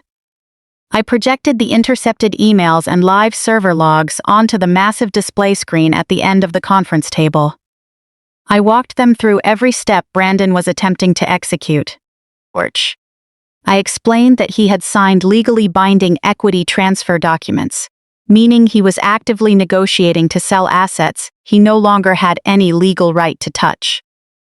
I showed them the specific routing numbers Brandon provided to the Nevada Group, proving a deliberate attempt to divert funds into a covert offshore account. Daniel pushed up his glasses, leaning forward to examine the emails. Orch. He noted the frantic, desperate tone in Brandon's messages and the suspiciously low price tag. He confirmed Brandon was engineering a massive theft, though the exact legal classification depended on how the transaction was executed. Beatrice took over the analysis. She pointed to the buyer's location and Brandon's banking instructions. Orch. Beatrice explained that if Brandon had simply stolen cash from a safe or sold physical equipment to a local pawn shop, it would a state-level grand larceny case handled by local police. His family might hire a local defense attorney, negotiate a plea, or reach a civil settlement to keep him out of prison. Orch. However, Brandon's extreme greed and urgency drove him to seek a buyer outside the local market. By negotiating with an investment group located in Nevada, he had crossed state lines. By using digital communications and internet servers to execute the sale of stolen corporate assets, he engaged in interstate commerce. Orch. Most critically, by demanding $800,000 transferred through the federal wire system into an offshore account, the nature of the crime changed fundamentally. Beatrice looked directly at me with a grim expression. Orch. She stated clearly that the moment the Nevada Group authorized payment and funds moved across state lines through the digital banking system, it ceased to be a simple civil breach of contract or an internal family squabble over assets. The attorneys confirmed that executing such a high-value interstate financial transaction escalated the offense to federal wire fraud. Daniel nodded slowly, pulling up relevant federal statutes and sentencing guidelines on his laptop. He explained that a completed interstate wire fraud scheme involving that amount exposed Brandon to serious federal charges, mandatory restitution, asset forfeiture, and, if prosecutors proved criminal intent, a lengthy federal prison sentence. The final outcome would depend on the charges, evidence, calculated loss, sentencing guidelines, and judicial discretion. It wasn't an automatic result I could directly control or promise. For our immediate decision, the key point was simple. Once Brandon completed the interstate transfer using assets he no longer owned, the matter could no longer be swept under the rug as a routine breach of contract. Standing at the head of the conference table, I watched the live feed of my brother digging his own grave on the big screen. A profound, absolute clarity washed over me. My parents had spent my entire adult life shielding Brandon from the slightest consequences of his terrible choices. They indulged his arrogance and fed his delusion of invincibility. To protect a lying thief, they eagerly participated in a vicious smear campaign to ruin my reputation. Now, Brandon stood on the precipice of federal prosecution entirely by his own design. I didn't need to alter documents or set him up. I didn't need to use deception or manipulation. All I had to do was step back and let his unchecked greed become the ultimate weapon of his own destruction. I instructed Daniel and Beatrice to prepare a complete evidence package containing all server logs, intercepted communications, and IP addresses. I told them to have federal law enforcement standing by. The trap was set, and I was ready for it to snap shut. The remainder of Thursday dragged by at an agonizingly slow pace, testing my patience. Long after sunset, I remained in my executive office, ignoring the city lights outside to stare at my desk monitor. My tech team had created a dedicated dashboard, tracking every minor movement within the legacy restaurant servers. The screen displayed a continuous stream of raw data, a digital representation of my brother's reckless greed. I watched Brandon spend hours packaging the stolen commercial assets. He compressed proprietary vendor contracts, client databases, and digital deeds for the downtown liquor licenses into an encrypted file, preparing the illicit package for the Nevada Investment Group while immersed in his dangerous delusion of genius. He had no idea his sister sat miles away, watching every keystroke with cold, clinical detachment. Friday morning arrived with heavy, humid heat settling over the city. It was the day before my parents' lavish backyard barbecue, the event Brandon and Ashley secretly planned to use as their victory send-off before fleeing to a luxury Miami condo. I arrived at Apex headquarters at my usual time, wearing a tailored dark charcoal suit that exuded authority.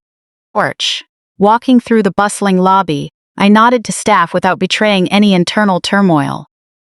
Riding the glass elevator to the top floor, my mind focused entirely on the final stage of my strategy. I knew Brandon wouldn't wait until the weekend to execute the transaction. He was too desperate and terrified of impending bankruptcy to risk leaving the money in limbo. Before showing up at the party tomorrow, he'd find a way to land that cash safely in his offshore account. By early afternoon, the tension in the executive suite was palpable. Daniel and Beatrice returned to the conference room, joining Kevin to monitor the final steps of the transaction. They gathered around the long table, eyes locked on the display screen. I sat at the head of the table, my spine straight and expression unreadable. I was about to cross a profound psychological threshold. My entire life, I had watched my parents rush in to save Brandon from the fallout of his choices. They paid his debts, backed his business, and reshaped reality to protect his fragile ego. Now I was deliberately stepping aside, pulling away the safety net, and letting him fall. At 2 o'clock sharp, a bright red notification flashed on the tracking dashboard. Kevin leaned forward, fingers flying across his keyboard to isolate the incoming data stream. He announced to the quiet room that Brandon had logged into the secure holding portal. Orch. The Nevada Investment Group had officially initiated their side of the deal, placing the agreed $800,000 into a temporary digital escrow account, pending final delivery of the assets. I stared at the screen as Brandon executed the irreversible process of uploading the stolen files. Orch. A green loading bar appeared, filling slowly as proprietary lists, client databases, and liquor licenses transferred across state lines to the waiting buyer. Every percentage point gained on that loading bar represented an independent count of commercial theft. Every megabyte transmitted drove another nail into my brother's coffin. Orch. The room fell dead silent, saved for the hum of the servers and the clicking of Kevin's keyboard. Beatrice locked her gaze on the financial routing numbers. She explained to me that the funds were currently in escrow, a digital limbo where the money was verified but not yet released to Brandon's control. She noted with gravity that a brief window remained to intervene. Orch. If I froze the server now, the data transfer would fail. The escrow account would refund the buyer, and the crime would remain an attempted offense. It was the last chance to save my brother from mandatory federal minimums. Staring at the flashing green progress bar, scenes from the past few days flashed through my mind. Orch. I remembered Brandon's arrogant sneer in the glass elevator as he mocked my career. I remembered Ashley's sickening sense of entitlement as she demanded a $2 million bailout. Orch. Most of all, I remembered my parents' destructive cruelty. My father screaming that I was a jealous, malicious woman, and both of them launching a vicious smear campaign to ruin my reputation, painting me as unhinged just to protect a thief. They willingly sacrificed my character to maintain their suburban illusion. They chose their golden child and threw me to the flames without hesitation. Orch. They had never protected me once, so I owed them no protection in return. I didn't order Kevin to stop the transfer. I sat motionless as a cold statue, watching the green loading bar reach 100%. A notification confirmed the digital assets were successfully delivered to the Nevada Investment Group. Orch. Commercial property legally belonging to Apex Facility Solutions was now in the hands of an out-of-state buyer. Yet the crime wasn't complete. We had to wait for the funds to move. Beatrice tapped her pen against the mahogany table, eyes locked on the banking portal, narrating as the automated system verified receipt of the assets. The system triggered the final release of funds. Orch. The $800,000 began its rapid journey through the federal banking infrastructure, routing from the Nevada Equity Group across state lines into Brandon's designated offshore account. The tension in the room was almost electrostatic. Daniel pushed up his glasses, double-checking his legal notes to ensure every statutory parameter of federal wire fraud was met. Orch. I drew a slow, deep breath, feeling a lifetime of heavy family history lift from my shoulders. The screen flashed one last time. An irrefutable confirmation appeared on the dashboard. The funds had officially landed. The $800,000 sat securely in Brandon's offshore account. The illegal transaction was complete. The interstate crime using federal wire systems was locked in. Orch. There was no turning back, no defense, and no parental bail that could save him from the ruin his greed had wrought. Closing my laptop, the soft click echoed in the quiet room. I stood up smoothly, picking up my leather handbag and car keys. I looked directly at the security director, standing silent as an iron tower by the mahogany doors. Orch. Notify the federal marshals to move into position, I said, my voice carrying a cold certainty. I'm finally heading to that warm family barbecue. The drive from downtown Atlanta to the upscale suburb took about 40 minutes. Sitting in the back of the chauffeured black Lincoln, I watched familiar scenery blur past the window. Orch. Daniel sat to my left, briefcase on his lap filled with physical copies of federal injunctions and evidence of Brandon's wire fraud. Beatrice sat to my right, her phone synced with my cybersecurity team to ensure the transfer logs were secured.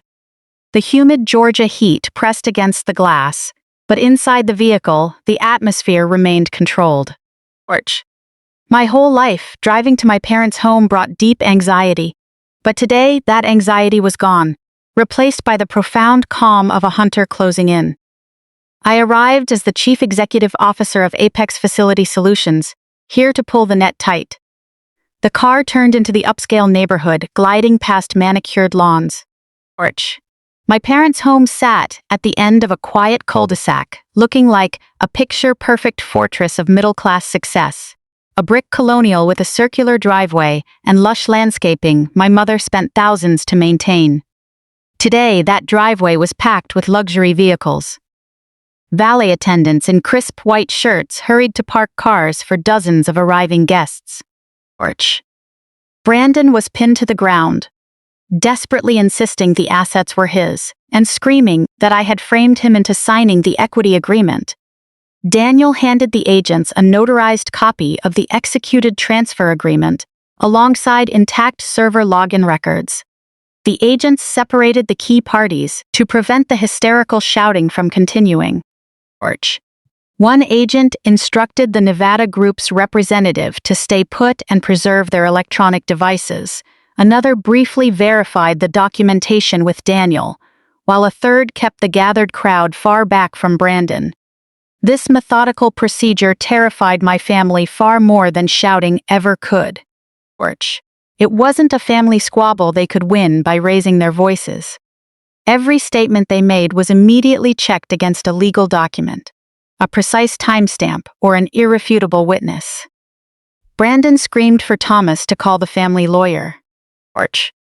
Thomas fumbled for his phone with trembling hands, but an agent calmly reminded Brandon that he could contact legal counsel through standard booking procedures. My father looked at me with begging eyes, as if expecting me to provide a magical shortcut to resolve the disaster. I met his gaze with total indifference. The Nevada investors were no longer merely angry with Brandon. They were terrified of their own exposure to a federal case. Their managing partner eagerly assured the agents they would fully cooperate, reiterating that their firm paid under the belief that Brandon had legal authority to sell. Beatrice advised them to contact their own counsel, warning them sternly against altering or deleting any communications, records related to the transaction. Ashley watched in sheer horror, frozen for several seconds before her self-preservation instinct took over.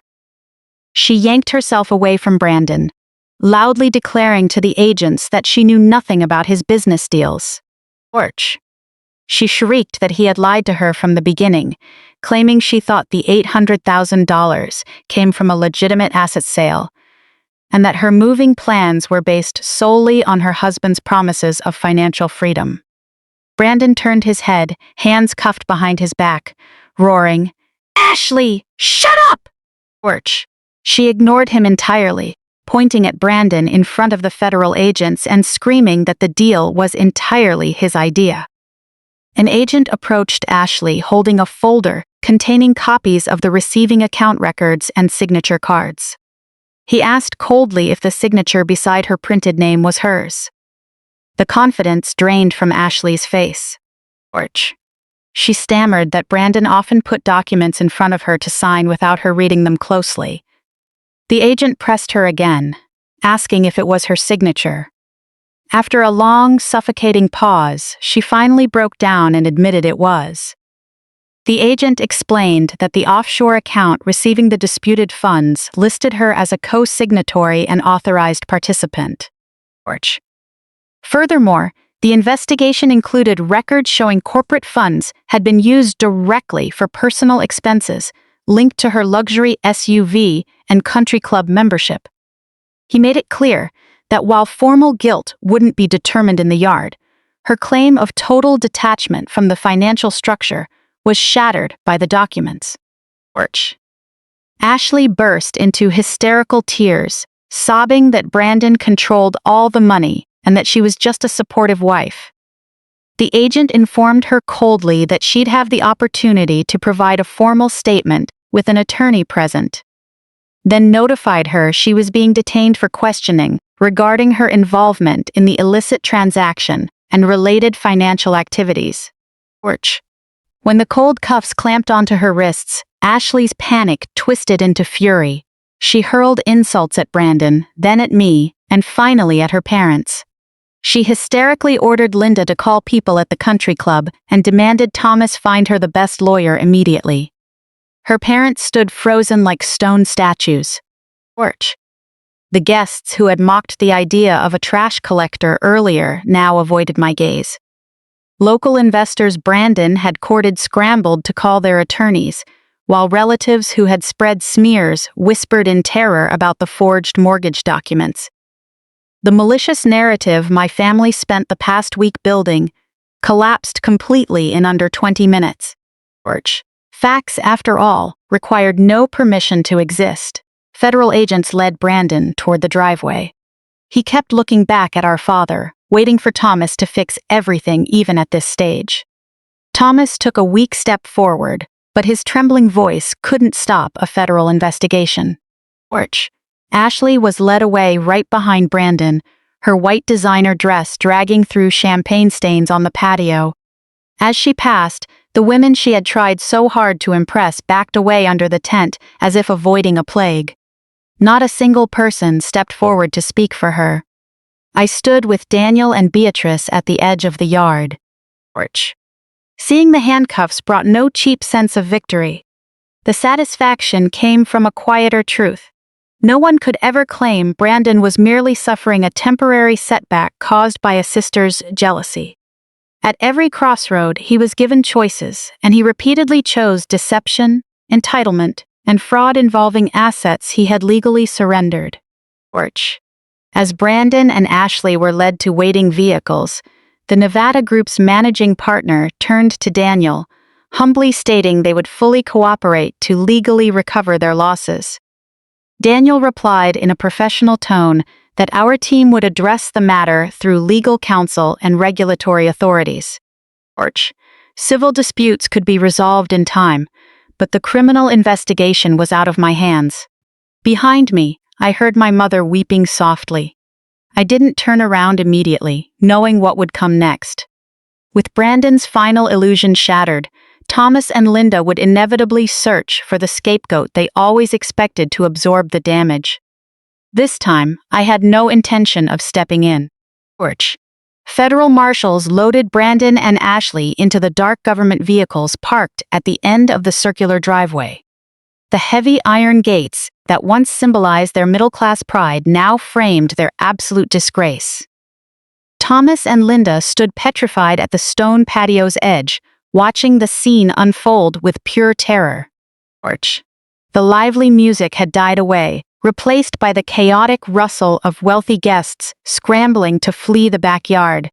People who had been sipping vintage champagne and participating in the smear campaign minutes ago were now rushing past my parents without offering a word of comfort.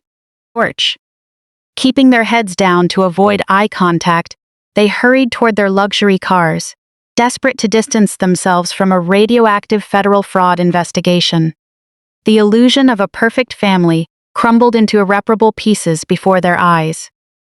Thomas took a shaky step, his hands trembling violently as he watched his golden child shoved into the back of a transport vehicle. The reality of the situation shattered the cognitive dissonance he had held onto his entire life.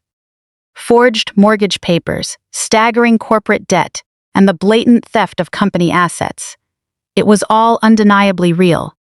The son he spent a lifetime protecting was a felon, while the daughter he had mocked was the only person standing between him and financial ruin. Linda collapsed against the outdoor bar, hiding her pale face in her hands as a piercing wail escaped her lips. The social standing she spent decades cultivating was permanently erased. For the rest of their lives, they would be the subject of bitter gossip at the country club. As the federal vehicles pulled away, their red and blue lights fading down the quiet suburban street, an unbearable silence settled over the backyard. Thomas and Linda turned slowly to face me. Just days ago, in my executive suite, they were displaying that aggressive, self-righteous anger with so much pride. Now that anger was completely gone, replaced by a pathetic, desperate, and thoroughly selfish panic. Looking at me standing there calmly, flanked by powerful corporate attorneys, their minds instantly reverted to their oldest, most toxic habits. They actually expected me to step in and clean up the mess. They naively believed that despite everything they had done to me, I was still the obedient daughter willing to sacrifice her own well-being to preserve their suburban middle-class illusion. They completely forgot that the woman standing before them was no longer the love-starved child begging for their approval. Standing in front of them was a successful executive who knew exactly how to cut bad investments loose. Thomas took a hesitant step toward me.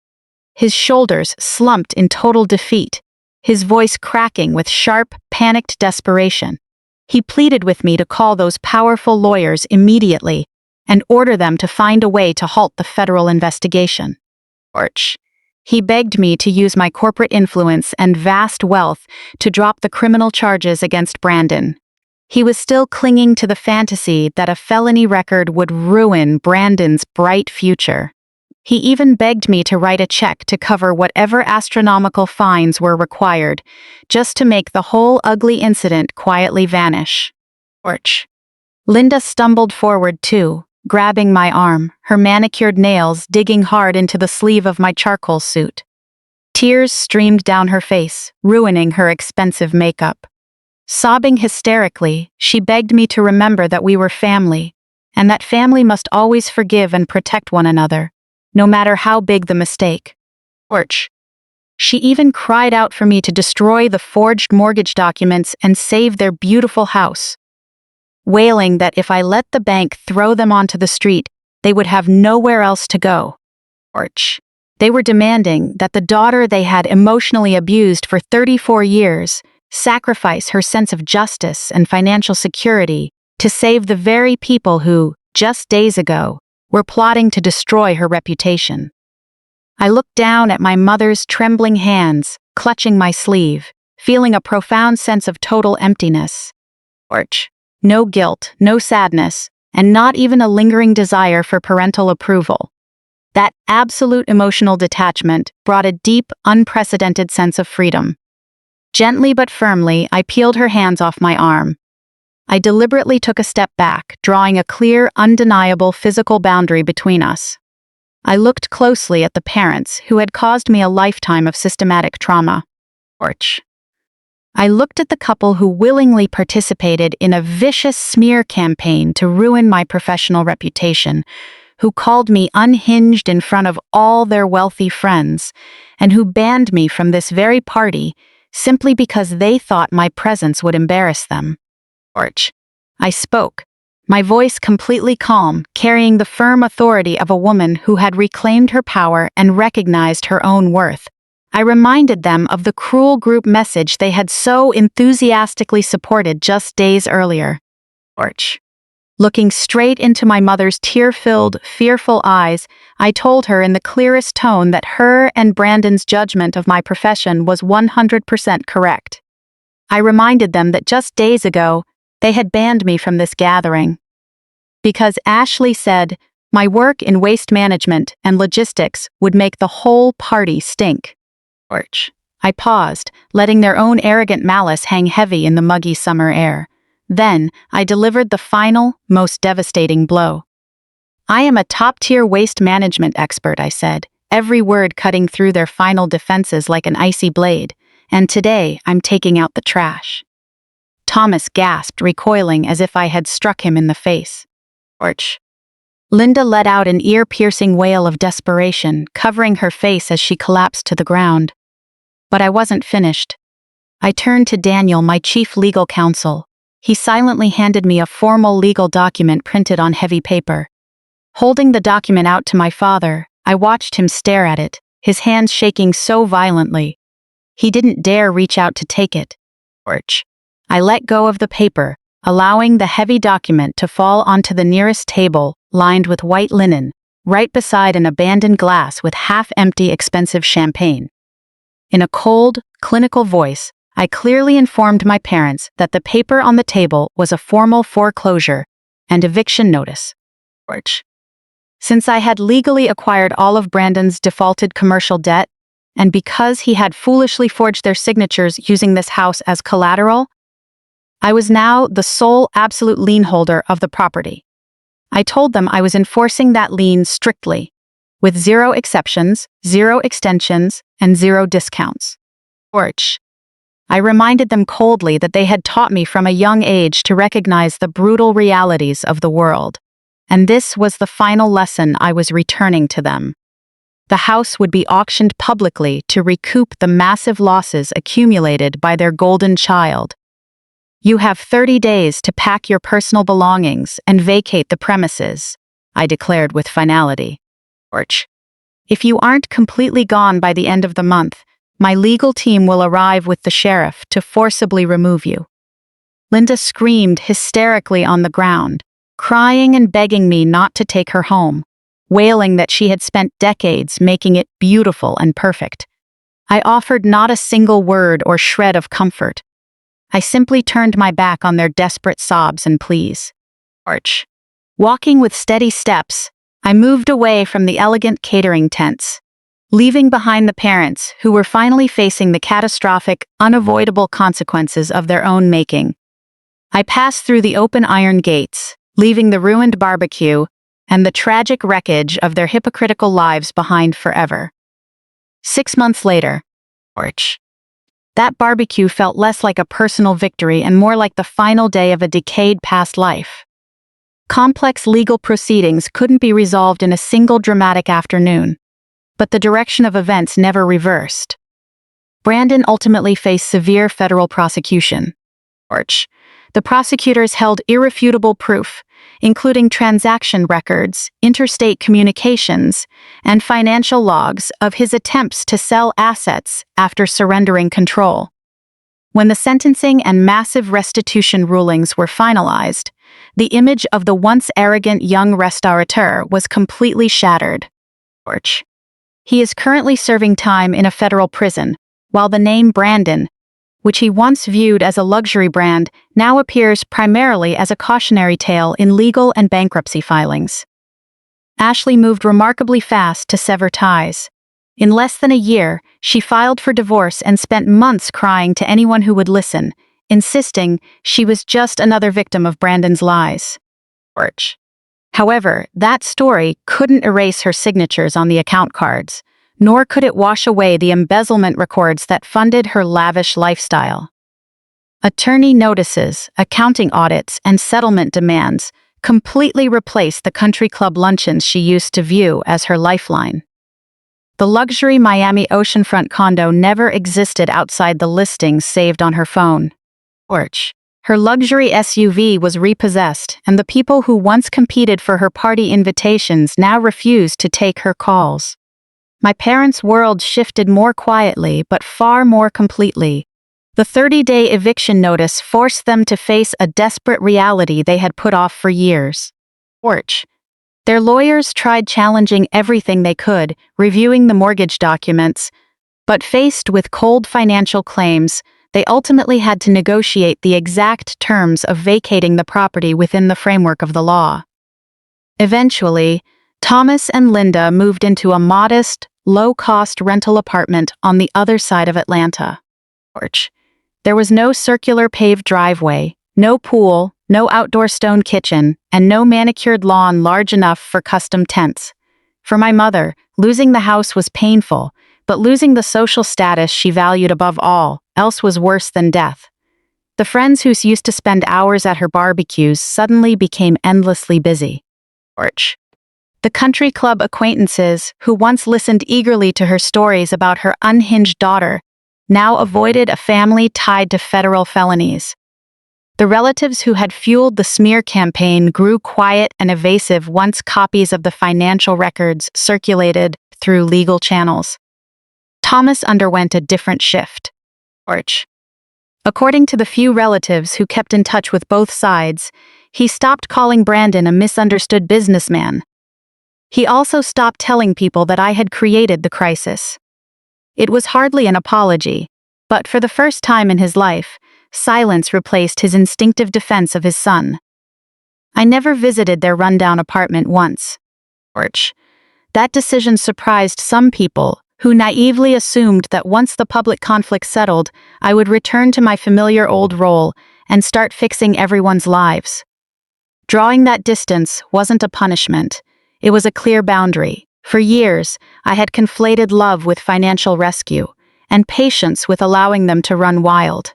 The 6 months following the barbecue taught me how much energy I could unlock once I stopped managing messes that other adults needed to carry themselves. Apex continued its strong growth. More importantly, the properties of the former Brandon Restaurant Group stopped losing money. We didn't preserve those locations as monuments to my brother, nor did we impulsively destroy them just because his name once hung above the doors. My operations team kept the locations that could survive by renegotiating vendor contracts, paid all legitimate back pay in full, and rebuilt staffing around predictable operating hours and transparent compensation. One location became the hub for a community food initiative, partnering with local culinary training programs and neighborhood organizations. Trainees received paid hands-on kitchen experience rather than being treated like free labor. Surplus ingredients were efficiently redistributed through established food network partners rather than thrown into the trash at the end of the day. The business still needed to make money, and it did.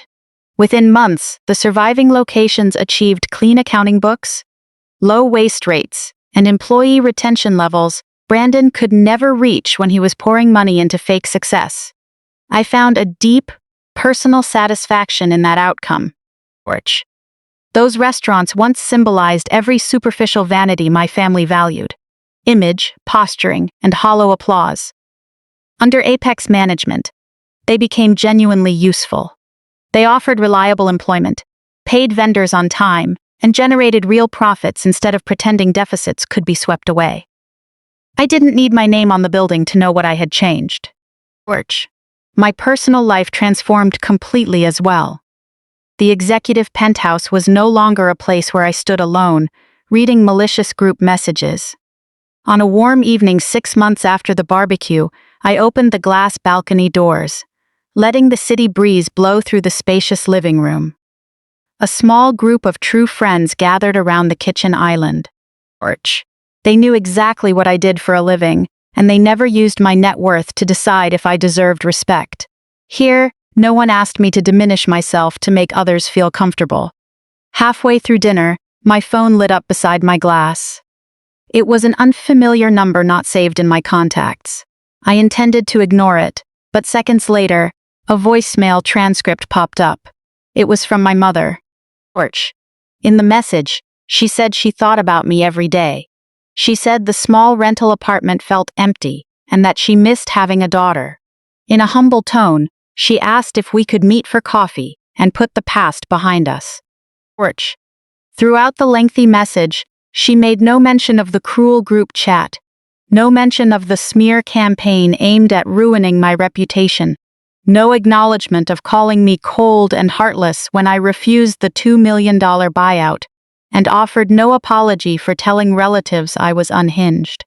The message was a plea for a reunion without accountability, no different from the cheap trades my family had offered me for years. I read through the transcript, then without hesitation, swiped my finger across the screen, tossing the voicemail straight into the trash icon and permanently blocking the number. For a brief second, I thought of my old self. The old version of me would have stared at that message for hours, searching every sentence for faint proof that her mother had finally changed. She would have worried anxiously that ignoring the message made her cold-hearted. She might even have wired money before anyone asked, just to prove she was still a good daughter. I no longer needed to prove anything like that. I set the phone face down on the table and walked back out to the balcony. Atlanta stretched beneath me, glittering with thousands of bright lights. Behind me, friends laughed at a joke I had missed while checking the message, calling for me to return to the table before the food got cold. That was the true meaning of success that my family would never understand. True success wasn't the luxury penthouse, the conglomerate, the massive acquisitions, or the ability to buy a distressed debt package before breakfast. True independence was the absolute authority to choose where to focus my attention. It was the clear realization that other people's incompetence and emergencies were not automatically my obligations. It was being surrounded by people who never needed me to sacrifice or fail just so they could feel superior. Brandon spent a lifetime believing power meant escaping all consequences. My parents spent a lifetime believing family meant shielding their favorite child from every uncomfortable truth.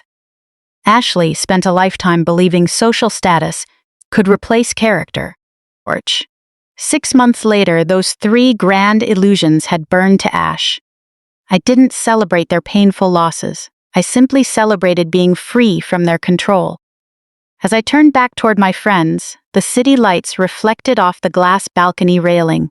For the first time in my life, that feeling of peace wasn't fleeting or borrowed. It belonged entirely to me, and no malicious group chat, no fabricated scandal, and no desperate plea for help could ever take it away.